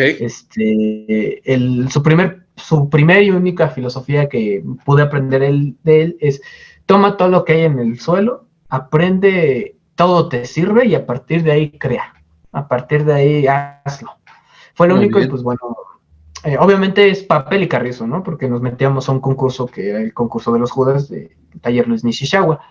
Cada año hacíamos Judas, muñecos diferentes, pero cada vez más uno hacía cosas más conceptuales, más elaborativas. Yo empecé a observar diferentes técnicas, diferentes materiales y sobre todo dentro de la cartonería, diferentes tipos de artesanos, dentro que están los que hacen piñatas, las piñatas tradicionales, las calaveras, las catrinas, todo eso lo fui como mezclando. Ahora, latidos de cartón. Latidos de cartón empezó por un Judas que yo hice justamente para el concurso de los Judas en 2021, Ok. que abordaba el tema de los, ¿cómo se llaman estos? El tema de la pandemia. El tema de la pandemia empiezo a tomarlo. Ok. Y empiezo a tener algunos. Le agradezco a Estefanía Fuentes, mi novia, quien me ha apoyado también en algunos conceptos y compartir información. Ella está estudiando artes plásticas y es en el tema de la tetradimensionalidad. Y me mostró más o menos cómo va la idea, cómo va el concepto de este nuevo enfoque artístico tetradimensional. Y yo quise abordar esa esencia en un Judas. A hacer un Judas muchísimo más más espacial, para así Claro. decirlo, pero me salí de la tradición, fue como que un cambio muy drástico y me dieron para atrás en el concurso, muy para atrás, o sea, muy, muy, muy para atrás. Pero al hacer eso, empecé a publicar eso en TikTok, pues generó toda esa sensación de un concepto, o ¿cómo se llama?, de algo distinto que llamó la atención. Y pues bueno, ese fue el proyecto con el que subí para el Fonca. Obviamente, ese ejemplo. El proyecto se llama Latidos de Cartón, una mirada a los artesanos de un bajo. Todo lo que he aprendido alrededor de mi identidad, de mi comunidad, lo que he investigado, lo que he hecho en murales, lo que he hecho en un discurso, en este discurso que yo llevo acerca de restaurar o de dignificar la identidad espiritual de mi comunidad, lo traspaso a la cartonería y por primera vez me deslindo de los temas, sí, artesanales, los mantengo porque ahí están presentes como mis bases, pero me deslindo del enfoque o del tema para así decirlo, del Judas. Y hago una investigación de las bases precisamente del tema de los tipos de artesanos que hay en mi comunidad. Me voy a las bases prehispánicas, a las bases coloniales y a la actualidad. Y sobre todo abordo el tema social y cómo el cambio social ha redefinido las costumbres y tradiciones de aquí de mi pueblo. Principalmente en el tema, por ejemplo, la idea de latidos de cartón es dar una mirada precisamente a los artesanos de Mbájimo. Quiere decir que es una mirada a los 3 tipos de artesanos que hay aquí en Tlachi. Hay más, pero estos son los que yo escogí o que interceden dentro de mi tu proyecto. dentro del proyecto, que es el cantero, que anteriormente en mi comunidad era un pueblo de canteros. Se dedicaban a hacer lapidarios, se dedicaban a hacer molcajetes, metates, todo trabajo en piedra. Eso en la época de nuestros abuelos y bisabuelos, llega la época de la pirotecnia y este trabajo es sustituido precisamente por la pirotecnia, porque los canteros empezaban a utilizar fuegos pirotécnicos o cohetes para poder para meterlos en un hoyo en la tierra y poder explotaba y podían ablandar la piedra para sacarla más fácilmente. Eso era así empezó la pirotecnia aquí en Tlalchichilpan. Y posteriormente sustituyó toda la cantería y solo quedaban dos o un artesano de cantería aquí en Tlalche. Y pues bueno, la cantería fue sustituida por la pirotecnia, que son los papás o los señores grandes y los chavos, sus hijos. Y pues bueno, Tlaxchilpan es reconocido a nivel mundial como pueblo pirotécnico. Ah, ok, ok. Y pues bueno, después surge, pues bueno, estos cambios sociales hacen que se redefina se redefina la organización social de mi pueblo y haya una facilidad de un desacreditamiento hacia su origen como pueblo originario, y una desindianización, una discriminación, y se empieza a perder la lengua, se empieza a perder no las costumbres ni las tradiciones, eso se mantiene, pero sí el significado como tal. Eso fue lo que vino y mermó, para así decirlo, la pirotecnia. Y pues bueno, la pirotecnia generó una economía grande para todo el municipio y pues es considerado este pueblo es el principal, el pueblo es el principal productor que le genera a todo el municipio en cuanto a economía por su derrame de la pirotecnia, para así decirlo, un derrame económico a todo el municipio. Y pues bueno, aparte porque ya tiene un reconocimiento a nivel mundial. O sea, aquí en China es reconocido San Mateo Tlaxchilpan Ok. como pueblo pirotécnico, pero a raíz de la pirotecnia surge la cartonería y la quema de los judas. Es una costumbre reciente y eso ya le entra más a mi generación de chavos o como tal. Y bueno, también tiene de la mano de parte de mi tío Carmelo, quien motivó e incentivó a mucho chavo a participar en el concurso de los Judas del taller Luis Nishizawa en el Estado de México. Durante estos últimos 20 años se han estado metiendo más. Y pues bueno, ya ahorita ya se volvió una costumbre en mi pueblo, ya queman Judas en mi comunidad, lejos de concurso, ¿no? Ya es algo como nuestro. Ya una nueva Y, tradición que se generó a ajá, partir de estas participaciones. exactamente, y Wow. ya se hace Ok. cartonería allá en mi comunidad. Pues bueno, yo como tal puedo decir que soy soy segunda generación o como lo quieran llamar, cartonero en el tema de los Judas, pero sin embargo, estos tres tipos de artesanos, a partir de esta exposición, que son los latidos de cartón, voy a contar esta historia, pero retomo las bases tanto prehispánicas de cómo llegó aquí a México la pólvora o cómo hubo este intercambio de piedra con la pólvora, de cómo hubo ¿cómo se llama? Esta transformación del cantero hacia el pirotécnico y del pirotécnico hacia el cartonero en un periodo histórico, tomando en cuenta que el papel en el tema tanto de los Judas como de la época prehispánica espiritual, el famoso papel amate, saber que existían ya figuras de cartonería en época prehispánica que no se han transformado o como tal, posteriormente se convirtieron en los santos que vemos en los pueblos, Ok. o el papel picado que es el mazahua, digo el otomí, y hacen los arcos, el papel picado que se convirtió en el Día de Muertos y como tal. Todo eso se engloba en los latidos de cartón y hacer una evolución total de la artesanía. Va a ser una crítica social. También la exposición será una crítica social a estos cambios culturales que redefinen la misma sociedad al hacer una evolución de una artesanía a otra, pero como todo está sometido a un discurso social publicitario que el extranjero así lo requiere. Ah, ok. Así lo requiere. Precisamente van a ser 7 piezas. La primera pieza va a narrar la historia de el encuentro de culturas, de cuando llega la pólvora como tal a México, y del mexicano el intercambio, el intercambio de conocimientos.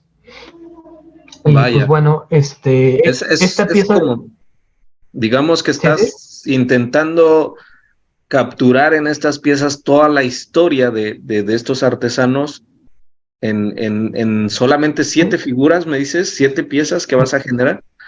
Sí, exactamente.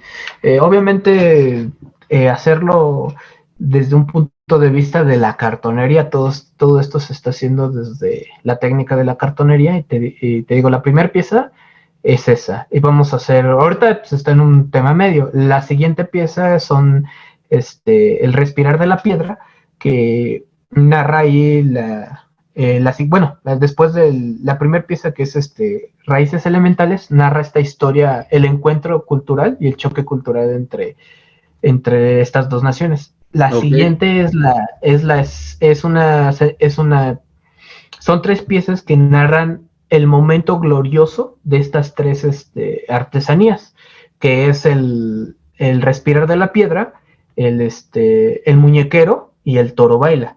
¿A qué quiere decir? El respirar de la piedra es mostrar de alguna forma con sinécdoques, con metáforas, con mostrar lo que es el punto cumbre de lo que es el artesano en cantería, cómo es su trabajo, cómo es el movimiento y cómo precisamente por eso surge de ahí el respirar de la piedra, porque en nombre de los artesanos que hacen, ellos saben que la piedra está viva, la piedra tiene una retícula a la cual a través del calor se rompe, a través del calor y la fricción de la fuerza, la encuentras. Por eso dicen, pégale a la piedra ahorita que está caliente, escucha la piedra respira. Y la piedra respira a través de la fuerza que hacen, que le emana. Por eso el respirar de la piedra. Y eso es como lo más importante, espiritualmente hablando, que englobó esta sensación que los artesanos en cantería hacen, o su razón de ser. Posteriormente, el muñequero busca enaltecer al artesano en cartonería de la época de los 20, del siglo pasado, como antes se vendían los judas, como antes se vendían toda la cartonería. ¿Tú has visto los globos que venden globos ahí en el centro? Que tienen un montón de globos ahí, todos amarrados en un palo. Justamente es así como antes se vendían los muñecos de cartonería, y esos vamos a hacer justamente específicamente. El toro baila es hacer la representación de un torito pirotécnico en la tercera etapa de la exposición, que ahí sí ya es ahí es donde ya entramos al declive y a la crítica social, porque todo lo que sube tiene que bajar. Hablamos del lo que son las siguientes 3 piezas, que son raíces culturales, ¿cómo se llaman las otras? Todavía no les pongo bien estoy todavía en ese discurso, pero ahí voy a utilizar lo que es la comparativa, voy a usar algunos elementos más tetradimensionales, no al grado como tal de un artista tetradimensional, porque pues yo no conozco las bases, pero pues vamos a tratar de hacer una conciencia cultural de cómo estos cambios sociales y cómo la misma sociedad exige y elimina a los artesanos como agentes culturales, pero dignifica sus artesanías. O sea, no me importa el artesano, no me importa el trabajo que hay, me importa lo que genera. Me importa lo que genera, y me importa el discurso, ¿cómo se llama? El discurso visual que yo tengo aquí en la mente, o sea, en ese sentido. Y va a ser una crítica social hacia esos, pues sí, hacia el turismo, hacia el folclore, hacia las clases sociales, hacia el clasismo. Precisamente Latidos de Cartón va a mostrar esa transformación, y pues bueno, generando también un momento de experimentación dentro de las artesanías, y retomando el tema del papel y su elemento espiritual, el que tiene que ver con su término efímero, que es el fuego, porque bueno, en épocas prehispánicas el papel se quemaba de manera ritualista. Pues vamos a utilizar ese concepto y vamos a tratar de poner un punto medio al tema del fuego, y vamos a tratar de generar texturas a partir de estas figuras, como que van desapareciendo los artesanos, de que se van muriendo, pero al mismo tiempo se van transformando, el papel se va transformando y se va volviendo cenizas. Esa es la idea de por qué se ve la intención de de la estructura, de las estructuras. O sea, vamos a poner un punto medio donde se genere como si se estuvieran quemando las figuras. Por eso es de que la exposición precisamente va en ese punto medio y vamos experimentando. Ahorita la primera pieza es la que más se está acercando ahorita a esa idea, o se está concretizando. Ajá. Una de las piezas que es el respirar de la piedra, y pues es generar eso de mostrar cómo el artesano, cómo la figura de cómo los latidos de cartón se van perdiendo o van muriendo a través del tiempo y van siendo sustituidos por otros tipos de imaginarios que no necesariamente son los correctos. Ya. Vaya, mira que ese es un proyecto muy, muy interesante. La verdad es, en lo personal, creo que eres la primera persona que conozco, primer artista que conozco que esté dentro de lo que es el programa del FONCA. ¿Cuál ha sido tu experiencia dentro de este programa con los distintos compañeros que me imagino que debes de tener dentro del programa? La verdad, en cuanto al tema del FONCA, pues bueno, primero que nada, pues tuve que dejar todo a un lado, o sea, el tema de la ilustración, el concept art y el muralismo, un rato, por dedicarme de lleno a este proyecto de cartonería. Sí, porque sí, casi no he estado muy tan activo últimamente en los murales, pero me ha generado mucho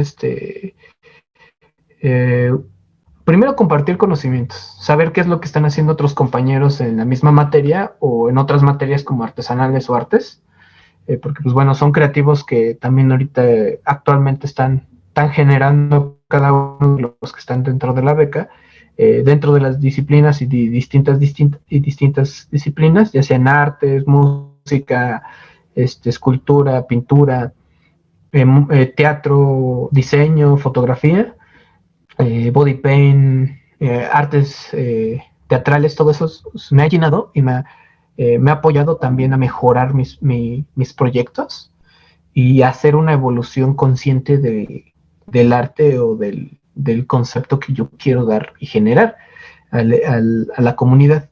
Principalmente, primero que nada, a la comunidad, porque pues esta exposición, antes de llevarla a algún museo o tal, la voy a presentar en la secundaria, en la primaria, para los jóvenes, precisamente Okay. para generar esas primeras impresiones. Todo esto se va a documentar y posteriormente se va a mostrar de cómo todo culmina y todos somos parte de un todo. La obra y el espectador hacen una sola, y sobre todo la enseñanza de la preservación, de generar en mi comunidad una conciencia cultural hacia la preservación y mostrarles cómo una artesanía pasa a sustituir otra, cómo la misma sociedad somos partícipes, como mi misma comunidad es partícipe, y lo fue, porque si así hubiera sido, pues no todos los canteros hubieran terminado, ¿no? Claro. Para así decirlo. Pero es entendible como todo este proceso, y pues se genera esa sensibilización hacia una identidad. Y pues bueno, ese es el primer paso. Posteriormente, pues ya presentar la obra y sobre todo mostrar, porque yo no estoy muy de acuerdo con la palabra o el hecho de separar artesanía y artista, ¿no? De artesano y artista, separarlo. No estoy muy de acuerdo con esos conceptos, precisamente porque pues vienen de una idea europea que no nos tendría por qué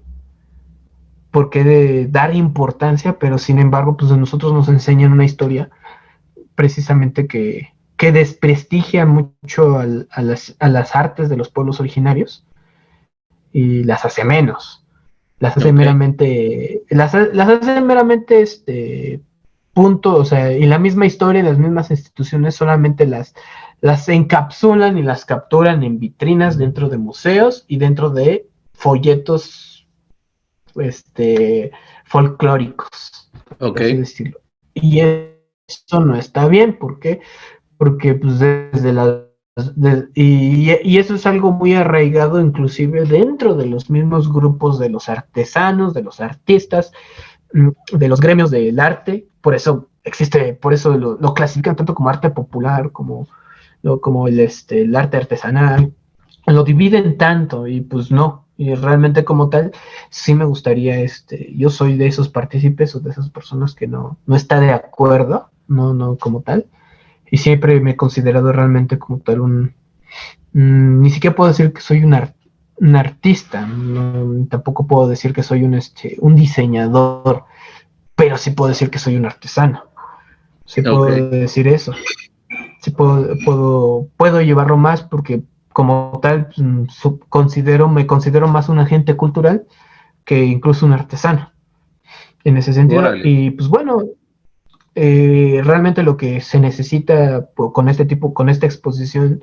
es evidenciar de alguna manera la espiritualidad que existe en Tlaxchilpan, porque para nosotros es muy importante el fuego, desde el nombre Tierra Colorada, rojo, o sea, somos muy orgullosos, somos muy una persona, la pirotecnia está muy metida con el fuego, la cartonería con el fuego, la piedra con el fuego, y precisamente le metemos ese elemento del fuego en esta parte de los latidos de cartón, que se irá eliminando y terminando justamente con, quién sabe, a lo mejor me aloco y a la mera hora en el museo lo quemamos todo. Vaya, que sí sería una tremenda locura, ¿no?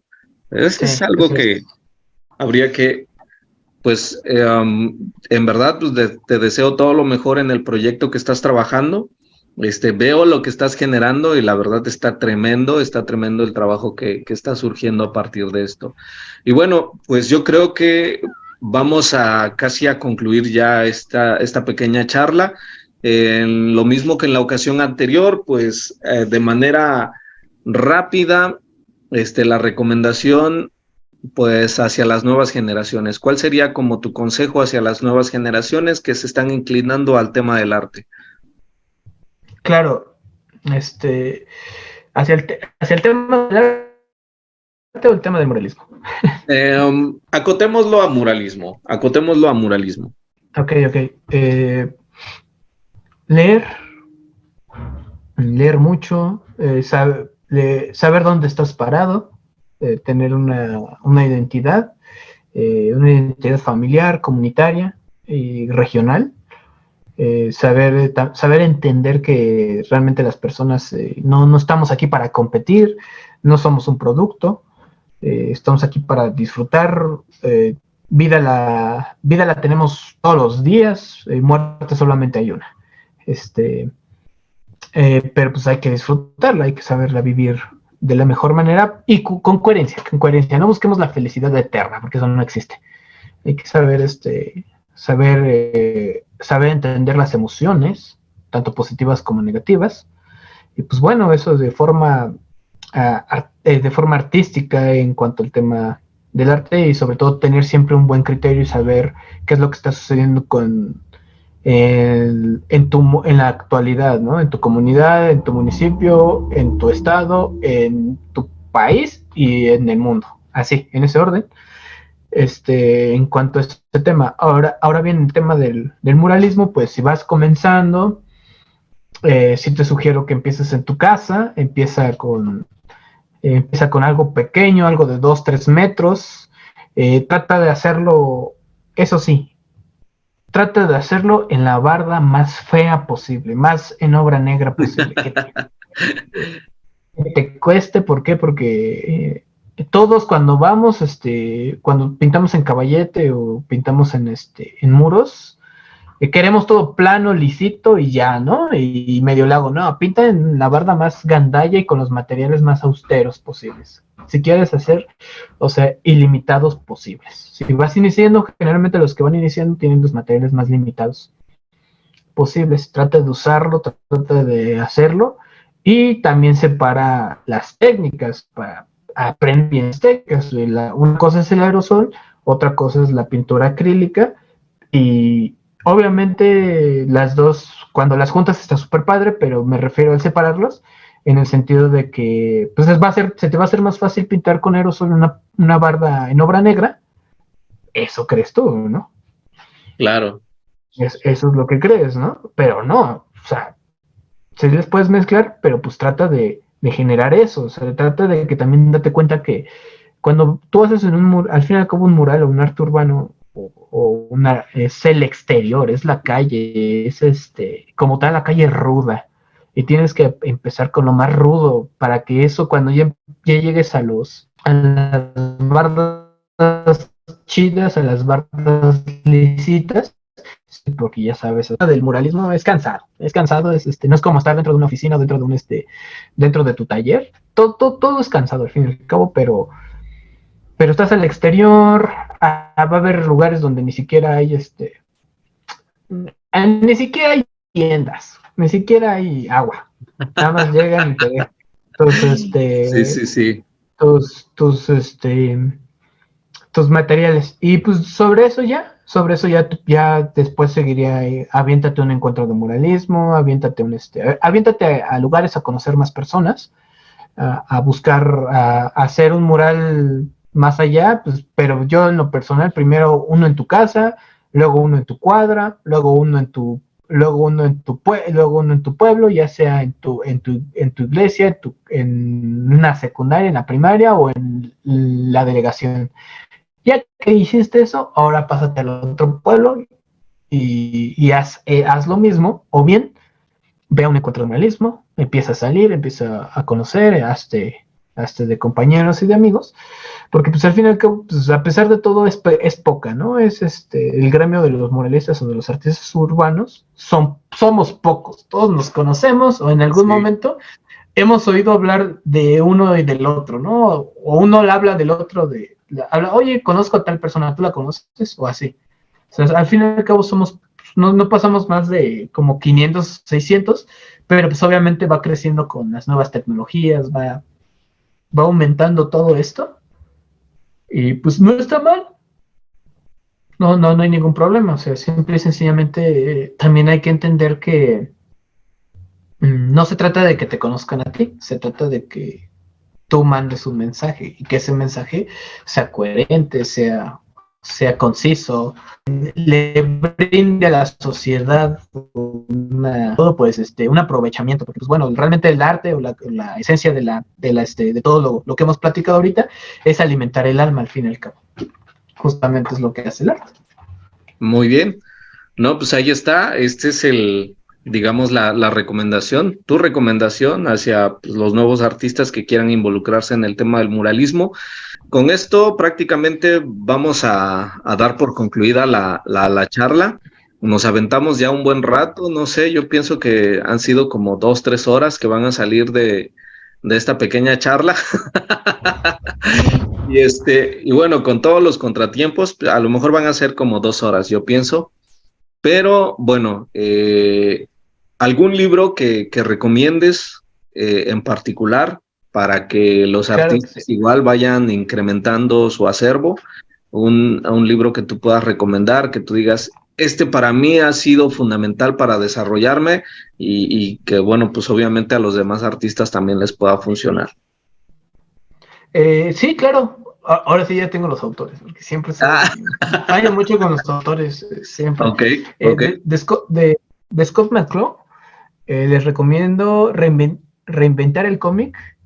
Este libro muestra las bases tanto históricas como representativas y hasta cierto punto explica las bases como de la forma de encuadrar un cómic o cómo está estructurado. Se me hace muy dinámico, muy completo.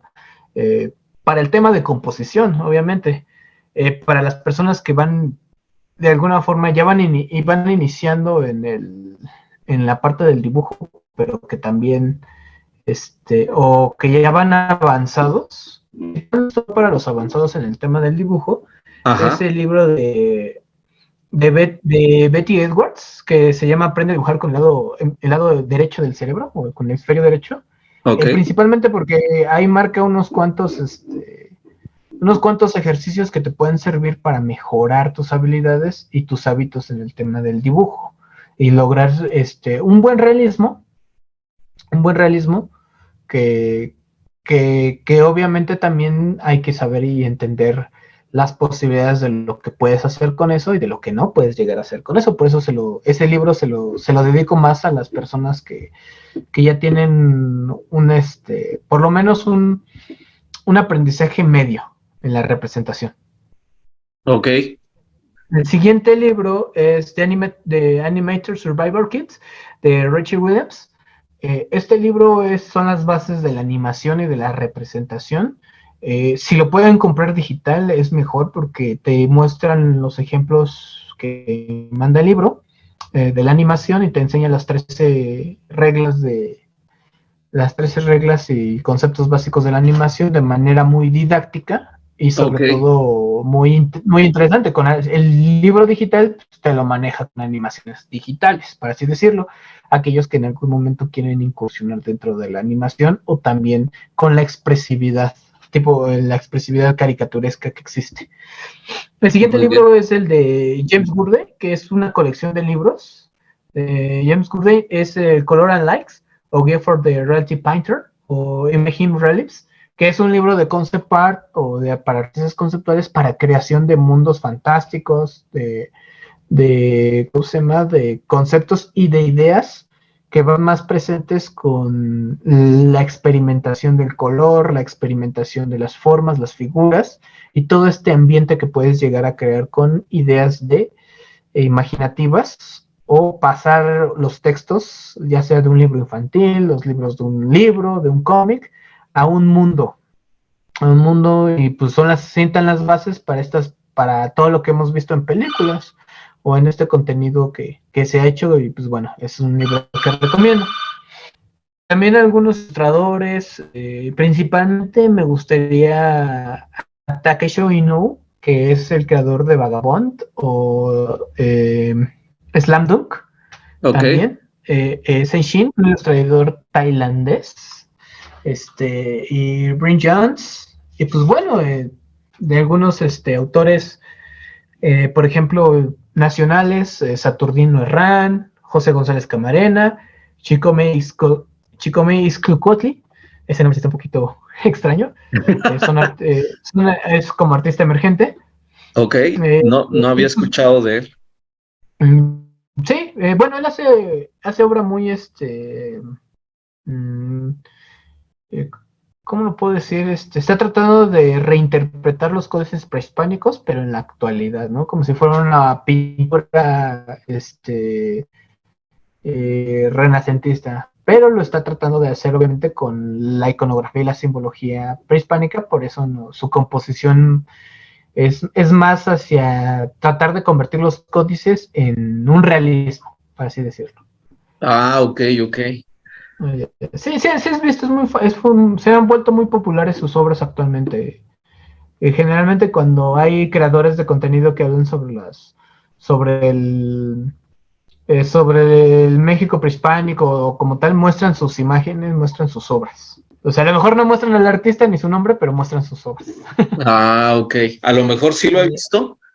Quizás sí he visto sus obras, pero a lo mejor ahí el detalle es que no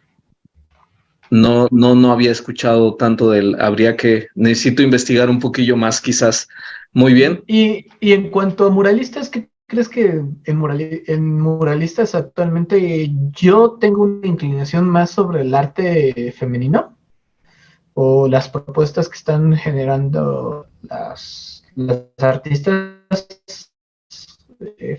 femeninas como Yuda, Adri del Rocío, Beltel, Flashshot también. O sea, me gustan mucho sus obras. Flashshot es más una ilustradora. Ajá. Una ilustradora que un muralista, pero las demás sí son muralistas. Para mí me genera mucha satisfacción su obra, o sea, me llena mucho. Y creo que, pues bueno, yo estoy aprendiendo mucho de ellas. Ahorita no he como tal, por lo mismo de la exposición de latidos de cartón, no he abarcado tanto tema del muralismo, pero ya terminando esto terminando esto de latidos de cartón, y ahí voy, ya voy a empezar. De vuelta al ring. Ya, Fíjate sí, ahora sí voy con todo. Fíjate que de Adri del Rocío sí había escuchado y he visto algunas piezas y a mí se me hace muy impresionante cómo maneja toda su propuesta, ¿no? Sobre todo pues, la gama de colores que maneja en sus piezas, que a mí se me hace como muy interesante. Y además que ahorita ha estado como que se ha metido bien ruda, ¿no? Pienso yo al menos, a lo mejor me equivoco, pero pienso que es como en México como la artista de más renombre, la artista femenina de más renombre que ha estado trabajando en el tema de los murales, o no sé tú qué opines. Sí, creo que en el tema sí, porque pues bueno, ha sabido, ella su discurso o su obra maneja mucho el tema de la paz. Es un tema que, como te dije, va de acuerdo al concepto y a la situación social que estamos viviendo.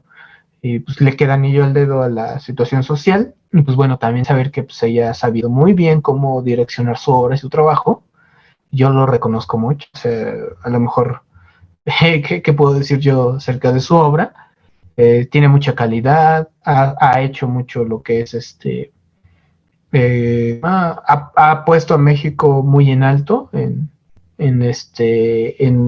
los encuentros de muralismo que ya ha participado, ya sea a nivel nacional o internacional.